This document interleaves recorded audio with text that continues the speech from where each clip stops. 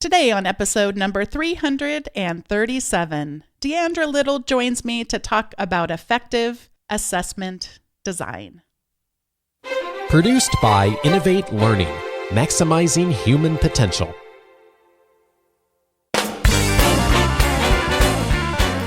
Welcome to this episode of Teaching in Higher Ed. I'm Bonnie Stahoviak, and this is the space where we explore the art and science of being more effective at facilitating learning. We also share ways to improve our productivity approaches so we can have more peace in our lives and be even more present for our students.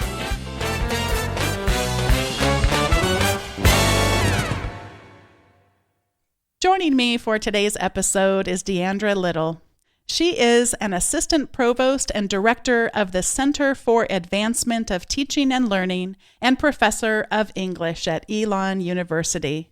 Her scholarship focuses on educational development in higher education, scholarship of teaching and learning, and teaching with images. Deandra is a recent former vice president for the International Consortium of Educational Development and former president of the POD Network in Higher Education, the North American Association for University Teaching and Learning Centers. Deandra, welcome to Teaching in Higher Ed.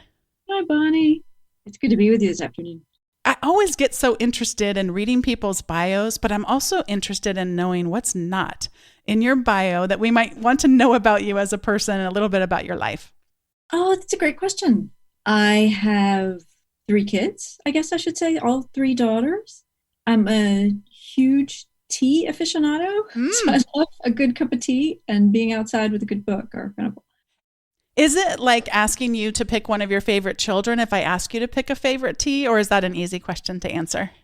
I do like a good Assam, a nice malty tea that you can add milk to.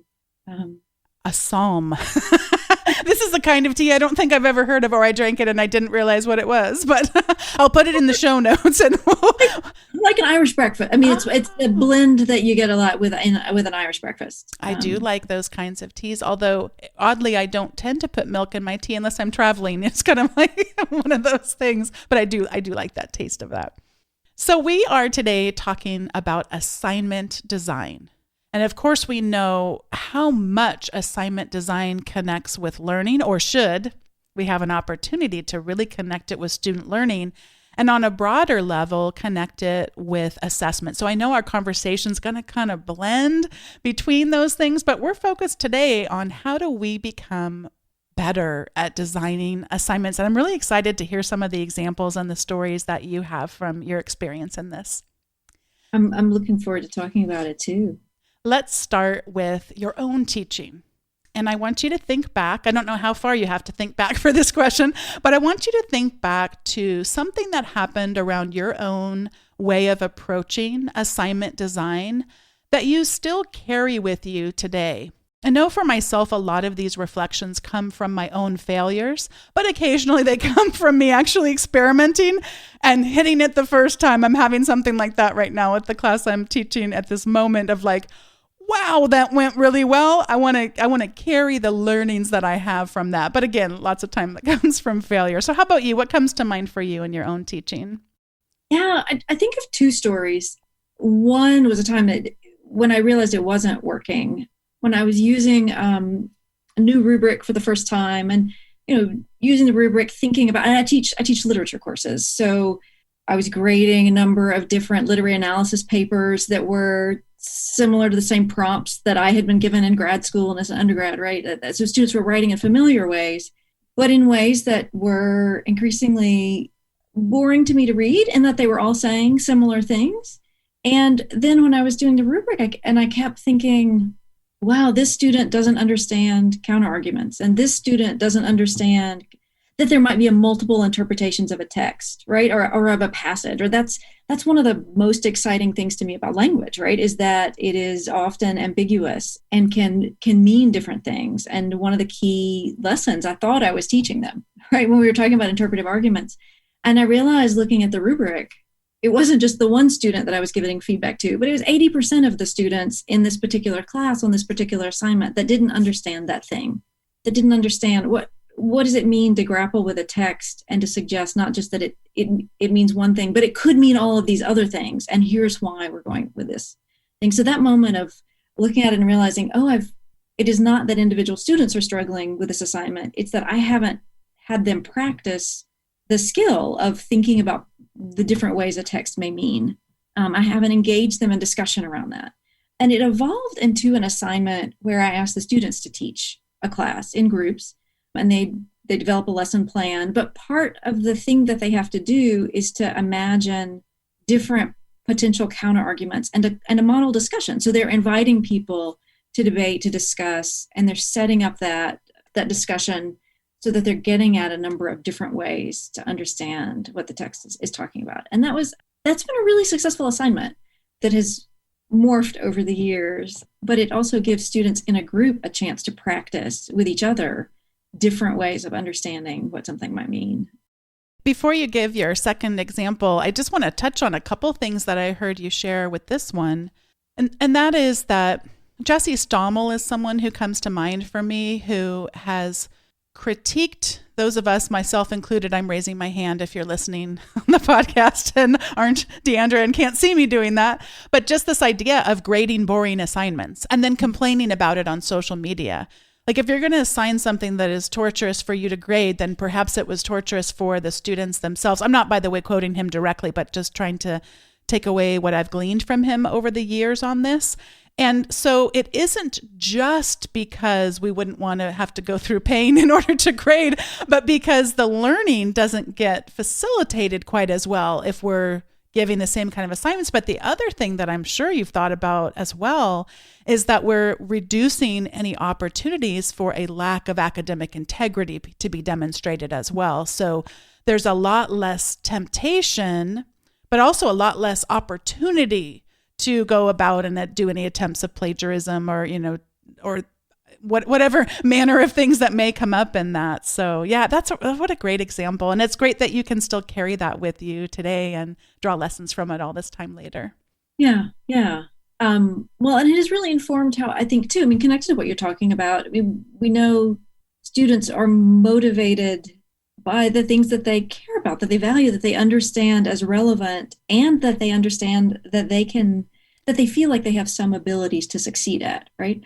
So thinking about whether the assignments are truly authentic, like that they're not just real world. I teach 19th century literature, memoir and autobiography, right? The real world application is a different kind of thing sometimes for those of us in the humanities to think through what that means. But at least the kinds of thinking we're asking them to do has real world applications, or is something that can be applied to help us better understand aspects of our world. And so thinking about how to make assignments more meaningful, more authentic, or more at least realistic, I think can also tap into those questions around motivation. Did you say that there also was a second example you still draw from today? Oh, it was the teaching assignment. So getting students, over the years, I spent some time refining that assignment, getting them to think about why they want to teach particular elements of the text and what they're doing with it. It also, selfishly brings together two things I love. One is teaching literature and one is talking about teaching and learning. Mm-hmm. So it also gives me the opportunity to talk to students about approaching teaching, hopefully in ways that are also connected to their own thinking about teaching and learning. Your work today, of course, expands well beyond any of your individual classes, and you have the opportunity to coach and guide not only faculty from your own institution, but also that you've been involved in these different organizations. So I can only imagine that you have ran across not just your own common challenges that you've faced, but also in working with others. What would you say are among the common challenges that we might have as faculty just around thinking through designing assignments? Yeah, a few come to mind. Some you've already touched on, right? So if we're grading work that we find boring, right, or that we keep getting the same unsatisfactory answers, then perhaps it is not actually testing the kinds of things or assessing the kinds of things that we really want, the kind of learning that we really want to see happening. I think, too, another challenge is whether we're creating assignments that are really aligned with our goals. And that may sound like a different way of saying the same thing I just said, but So if I'm really invested in critical thinking and getting students to think about, mustering evidence to prove a particular argument, and then I'm only giving them a multiple choice exam, right? Then there's a misalignment between what I'm asking them to do and what kind of thinking I'm trying to create. And I think of a story that a colleague of mine tells that for her was a moment of insight when she's a historian. And synthetic thinking is really important in history. And she spent the entire semester preparing them to think analytically, like to analyze a text. And then the final exam was a synthetic moment. And students routinely didn't do well on it. And so her takeaway from that was too, like, how do we give students practice? And one common challenge that I see is we're not asking students to practice the kind of thinking we are then grading them on or assessing them on in the end. There's a misalignment between the assignment and the learning, but also between the practice and the ultimate thing they're being graded on. From your earlier story, and then also from what you just shared, I have an example, and it's one that I just cringe that I'm about to share, but it illustrates so many of the things that you're talking about. So I'm teaching a class that's about personal leadership and productivity, and we're reading a couple of different books, one of which is in the realm of productivity. It's called Getting Things Done. And one of the things that the author, David Allen, distinguishes between is he calls a task or a next action, he calls them, versus a project. Mm-hmm. And just like you were talking about, that you want to be creating assignments that are building up to the kind of thinking that you want students to be able to know, or the kind of language or skills. And so I had planned out in our synchronous session that we were going to read a few quick tips about how do you write better tasks, and kind of this idea of talking to future you. Don't just say call John, but like, what are we calling John regarding? And if we don't already have his phone number in our contacts, putting it there, that kind of thing. And then I also wanted them to be able to distinguish between a next action and a project. And so I happened to have my AirPods sitting next to me. And I mean, I'm just, sometimes, you're trying to clarify something, you just look at what you've got. So I pulled up and I said, okay, so I kept dropping these things over and over again. And I finally dropped them so many times that I needed to purchase a new pair.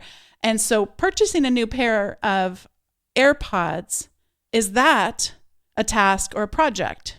And I think that this is an easy question. So I asked them on Zoom, you have these little reactions. So I said, okay, if you want to say that that's a task, then do the clap hands thingy. And then if you want to say that this is a project, then do that other thing. And I literally, it was like one person would do it and then the next person, and then you start to see like it builds up. It's that, I forget what that's called in psychology, but where others' votes have influenced your votes. And so that they were all getting it wrong. They're all saying project. And I'm like, I thought this was like a super easy thing to distinguish between. So rather than tell them that they were wrong, I said, somebody I really need, and I did call on somebody, cold call, they call, would you share kind of what you'd be thinking around, help me understand this? And he says, well, first, anybody would have to just save up enough money to buy the new pair of AirPods. And I'm just, my heart, and that's what 100% of, they're like, yep, you got to save up your money again, because if you dropped your AirPods too many times, save up the money. And then once you have enough, you got to research so that you find the cheapest pair. And then of course, in my thinking, I was just like, well, you just go and you just order it. So I think all this to say, you said we want to make sure that our assignments, and in this case, a test that I thought had a right or wrong answer, but of course did not, is assessing the things that we actually want to measure. And the other thing, of course, would be that they didn't get graded on this, like they didn't get it wrong. I, marked them all down and they -5 points or whatever, that was part of not just their learning process, but also mine. Yeah. Yeah.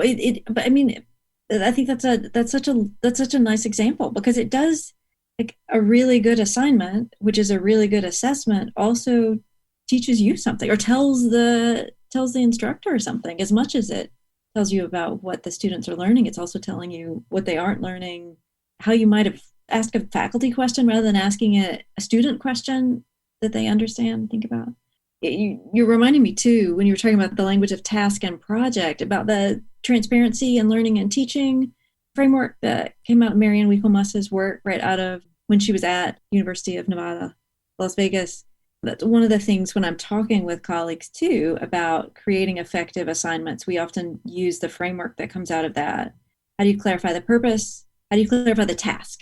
So it's not project and task, but purpose and task. And then how do you clarify the criteria being used to evaluate how clearly students or learners are meeting that?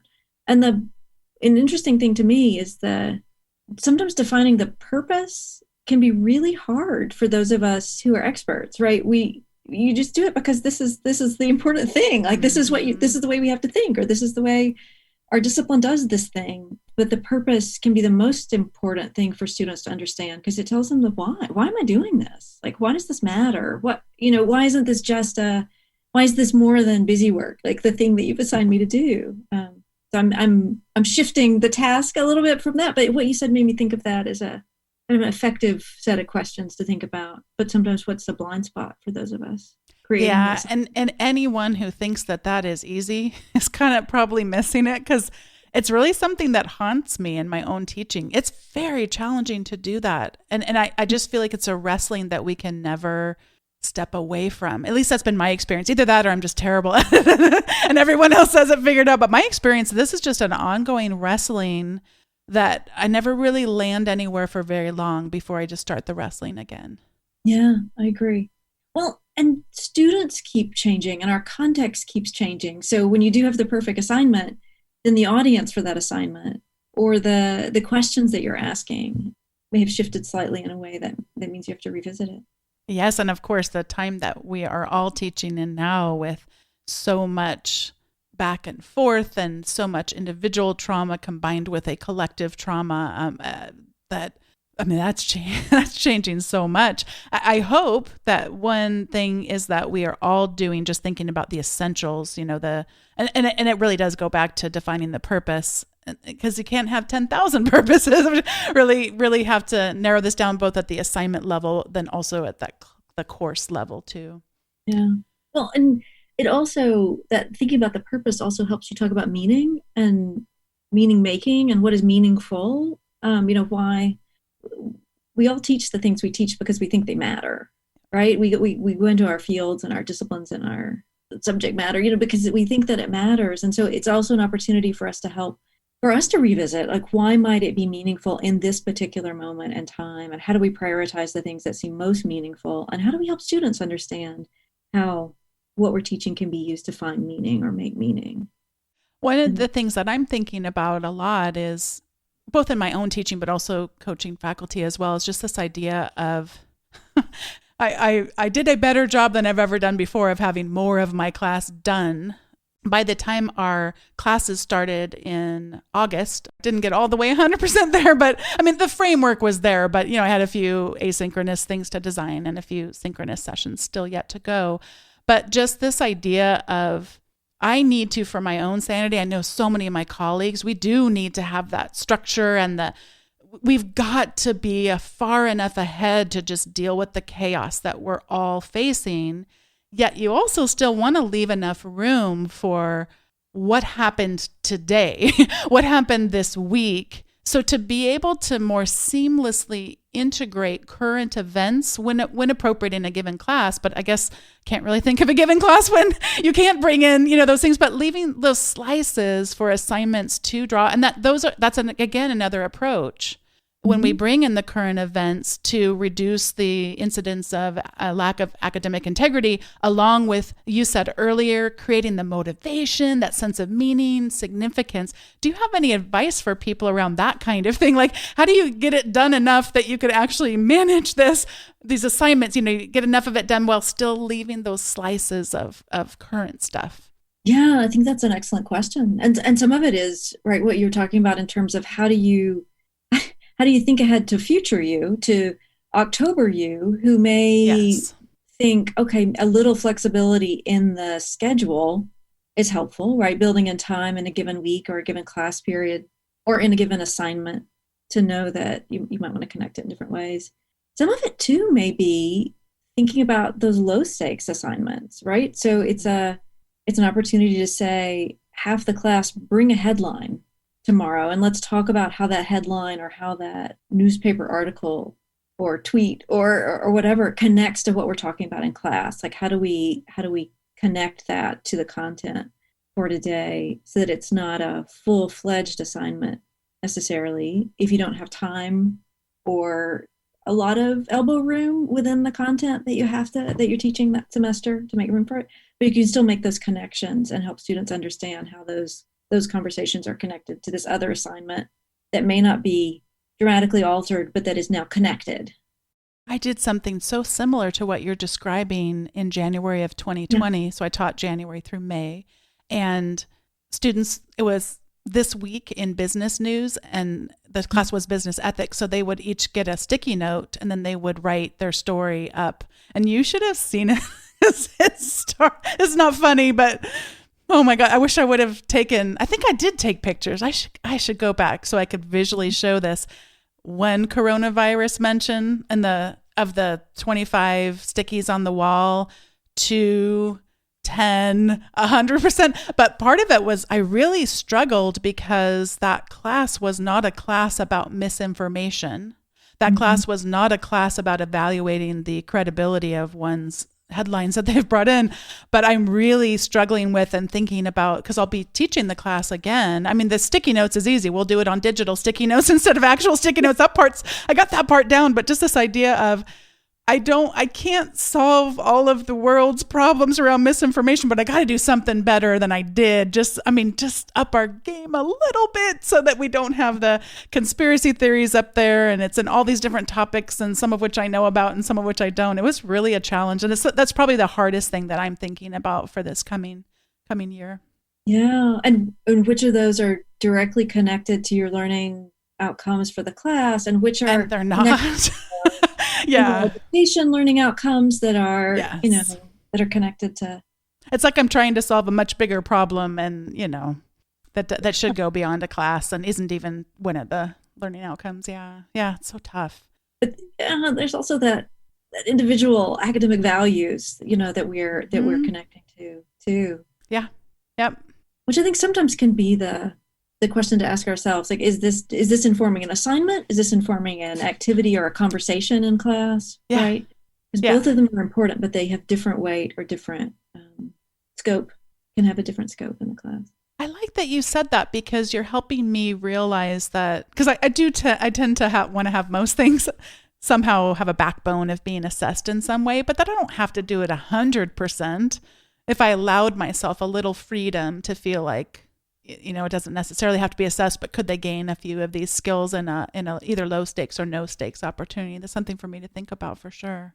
So I'm excited about this next question, because you've done this work for so long, and you get to talk to so many people, and then it's so close to your own mind and your own heart as well. Could you talk about an example of a person, or if you've got a couple people in mind that are really truly doing something novel in assessment design that might inspire us in some ways? Yeah, so I can think of a couple of examples. One seems appropriate on a podcast to talk about, in that it's a podcast assignment, but I two colleagues in our Department of Human Service Studies, which is like our social work department on campus, developed 2 different podcast assignments for students in classes that have community partners. So their students are interviewing community partners and thinking about range of issues connected to course content, but in partnership with the community partners, and then it becomes public in particular ways that are sanctioned by the community partners as well. But they've created this assignment in the first year course and in the capstone course, so that they can also use it as a measure of assessment to see how students have developed, like how their professional identity formation has happened over 4 years, like how they're thinking ethically or reciprocally about work with community partners over 4 years. And the assignments are different. It's not the exact same podcast, but they're similar enough that they can see and measure and compare learning across that time. And it was what was really exciting. So it was a really interesting assignment, and it connected to their departmental goals around diversity, equity, and inclusion. And then Corona happened in the spring, and community engaged courses were being taught in totally different ways. And so one of the things they did is pivot the assignment to actually have their students talking to the community partners about how is the coronavirus affecting the community members that you work with? How is it affecting the issues that you work on as a nonprofit? That was an assignment that's been really interesting to see both how they created it and how they've structured it, how they use it at a bookend, to understand learning sort of in the first year and the fourth year of a program, and then how they've been able to pivot with it.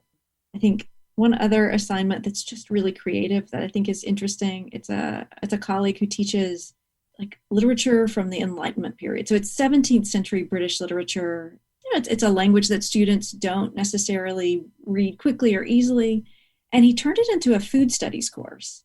So in addition to reading, he teaches in a classroom where there's a kitchen attached. And so in addition to reading and thinking about literature from the era, they're also cooking recipes from the same time and talking about things like how the pineapple becomes then a symbol of the empire for Britain during the time period. And so by the end, like the final assignment, students are creating a menu that's kind of a medley that both puts together ingredients they've talked about, but also puts together course concepts in ways that demonstrate their understanding. It's fun and it's tasty, which is a pretty awesome assignment. Oh, these stories are so rich. I'm thinking about the number of times food has come up as an example in this podcast. I'd love to even just do like a little analysis of that, because it really can enrich learning experiences in such powerful ways. And I'll just tell a quick story that I think I may have told on another episode, but I'll tell it quick in case this is someone's first time listening. But I had an assignment, the same class I shared about earlier, the productivity class. And so I just needed to assess. It was a really simple assessment. It took the students about 30 seconds to do it and me about 30 seconds to check it off. But I needed to see that they could invite someone on a calendar invite. So I had them invite me to a fictitious thing. We're not going to actually do this thing, but somebody took me to Paris and somebody else I got to go for a fictitious walk on a beach, and one student invited me to eat a food item from her family, and it introduced me to a part of her culture that I didn't know. And I looked up what the food is, and actually I didn't even have to have done that because she put a picture of it in another assignment. So you see how these assignments sort of can bleed into other assignments, and you just start to really get to know your students. Even in this time of teaching, I feel like I know these students so much better than I ever have known students before. And I really know students pretty well in past classes. So just because of these little assignments where the parts of their life get to come and enter into it. And that was one example of one that I just tripped over. But anyway, all these things having to do with food is so intriguing. And this colleague of yours just sounds, what an amazing thing to have done that. And all of a sudden, 17th century literature starts to sound interesting to me. And candidly, it didn't before you added the pineapple into it. Oh, I love that. Well, before we go to the recommendations segment, let's just talk a little bit about overwhelm. When we hear about pineapples and when we hear about podcasts and all that might be entailed, because I'm sure that first assignment, they've put so much thought and so much work into it. You couldn't have pivoted that well if they didn't already have the roots established for something like that. So for some of us, it just feels too overwhelming. So can we shrink this a little bit? And could you give us some advice around one small thing a person in their classes could do to get just a little bit better when it comes to assignment design? Something to shrink it down for us that we can have a starting point. Yeah, I mean, I do think the purpose task model is helpful, because you can take an existing assignment and begin to think about, how do I tweak it to make sure that I'm making really clear, here's why I'm asking you to do the thing I'm doing. And then I can also begin to think about, well, why am I having them do that? Oh, are there tiny tweaks that I could make that may move it closer to that? I do think too, like thinking about whether we're asking students to do authentic work. I always like to describe it to my students because they think it's really bizarre for me to say it, but like, I'm asking you to do what literary scholars in the wild do all the time, right? Just sort of silly to think about, but also like this is authentically how people are using the information that we're talking about and the context they'd use it in, and a real audience they'd use it for. I mean, sometimes even another kind of relatively easy thing to do is to think about, how do I help students understand an audience other than me? that they're doing this assignment for. And maybe that holds true more for things other than multiple choice exams, right? Those are harder to build an audience around. But even within those, you can ask a problem set that's giving them a more authentic audience for the kind of problem you're then asking them to solve, so they can visualize an audience who would use the information that they are writing up or solving for you. And too often we decide collectively that the audience or the context is going to be that next stage in someone's academic experience. So, well, you have to write this way because you're going to go into a master's program, a doctoral program. Do you really know what percentage of your students, are we serving them well if we make that assumption that 100% of what we're doing is prepare them for a context that they quite likely may not go into ever, but especially not perhaps immediately when they're done with their undergraduate. And of course, I'm speaking, we have lots of people listen to teaching grad programs, et cetera, but just thinking about narrowing our context to what we understand versus expanding our own imaginations for our students' context, which is incredibly hard to do, but such crucial work. Yeah, definitely. This is the time in the show where we each get to share our recommendations. And one thing I have loved always is just the beautiful writing that faculty do to their students. There's also some atrocious writing. So some of you may have heard of these Dear Student letters. I wouldn't Google Dear Student letters in general, but some people have tried to counteract some of those really disparaging views of the people we serve and written their own beautifully written Dear Students. And so the example I have today is not a Dear Student letter, but it just draws from that body of writing that I treasure so much. And this one is from someone I don't know, but Brandon Bain from UNC Chapel Hill. And this is part, I'll put it in the show notes so everybody else can go enjoy this, but this is part of his syllabus for a class, and it's called an adjusted syllabus. And he doesn't have the entire syllabus here, but the important part for us today is around 5 principles that he writes about. So this is to really share with his students. I mean, it just oozes with empathy. So he says, principle number 1, nobody signed up for this. Not for the sickness, not for the social distancing, not for the sudden end of our collective lives together on campus, not for an online class, not for teaching remotely, not for learning from home, not for mastering new technologies, not for varied access to learning materials.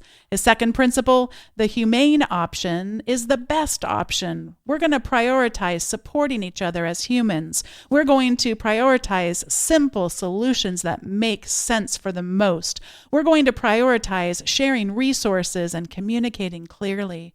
Number 3, we cannot just do the same thing online. Some assignments are no longer possible. Some expectations are no longer reasonable. Some objectives are no longer valuable. Number 4, we will foster intellectual nourishment, social connection, and personal accommodation, accessible asynchronous content for diverse access, time zones, and contexts, optional synchronous discussion to learn together and combat isolation. We will remain flexible. This is number 5, and adjust to the situation. Nobody knows where this is going and what we'll need to adapt. Everybody needs support and understanding in this unprecedented moment.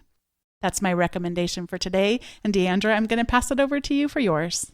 Well, and what's fun is that we didn't talk about our recommendations beforehand, because I think mine connects some to at least the spirit of that passage you read. I had a colleague here who asked me to be her kind of accountability buddy for this 10-day loving kindness challenge with Sharon Salzberg, who does a lot of teaching and talking and has at least 10 books about different kind of meditation practices. But she describes this, it's a series of videos, and she describes the series as guided meditation practices to help you cultivate love, compassion, joy, and equanimity for anyone looking for ways to find solid ground and greater serenity during our turbulent times. And it's one thing I would recommend right now, that it's been a challenge. It was a 10-day challenge for me, and it's been helpful to think about other ways to respond rather than fear and anxiety in a time when so much seems uncertain and so much seems so easy to push us in that direction. Oh, I love that so much, and I want to comment on it. But before I do, I am cracking up at myself because I finished with sharing the recommendation and then I started listening very intently to you. And my eyes caught the line after the link that I posted to Brandon Bain's adjusted syllabus, and it says, retweeted from Deandra. Apparently, my recommendation actually should be credit to you. So I think I discovered Brandon's adjusted syllabus from you on Twitter, and I didn't mention that before sharing it. So at least I caught myself sort of plagiarizing from social media before the show has ended. So I apologize for that. But what I love about what you just shared with the 10-day loving kindness and some of your reflections on it is just that I have to be careful how I say this, in the sense of, so many of us are experiencing things that we're not choosing. But just the way that you said that is just like a reminder that when we do these kinds of practices, we do have an opportunity to an extent to make a different choice. And yeah, my husband took the kids on a Grand Canyon trip, and he sent me a photograph of them next to the Grand Canyon, and my fear of heights just took over, and all of a sudden, like, I'm swimming in my own anxiety and panic. And then I literally was able to just do, like, is this how you would like to spend the rest of your day? And I was able to calm myself down. I did also have a picture of him where they weren't standing next to the Grand Canyon. But yeah, I do think, again, I try not to put this on other people, but I find it helpful to think for myself, like, is this how you would like to spend your time? And meditations like the one you're sharing can really help with that. Like that, this just sounds amazing. I can't wait to go explore it myself and to tell other people about it and not credit you for it. Oh, this has been such a joy-filled conversation. I'm so glad to have been connected with you. And you were actually recommended for the show a gazillion years ago, and finally got in touch with you. That kind of happens sometimes with podcast guests, but I'm so glad we're connected. And yeah, just a pleasure to have this conversation today. I've really enjoyed it. Hello, everyone. I have a special guest with me today to close out the episode.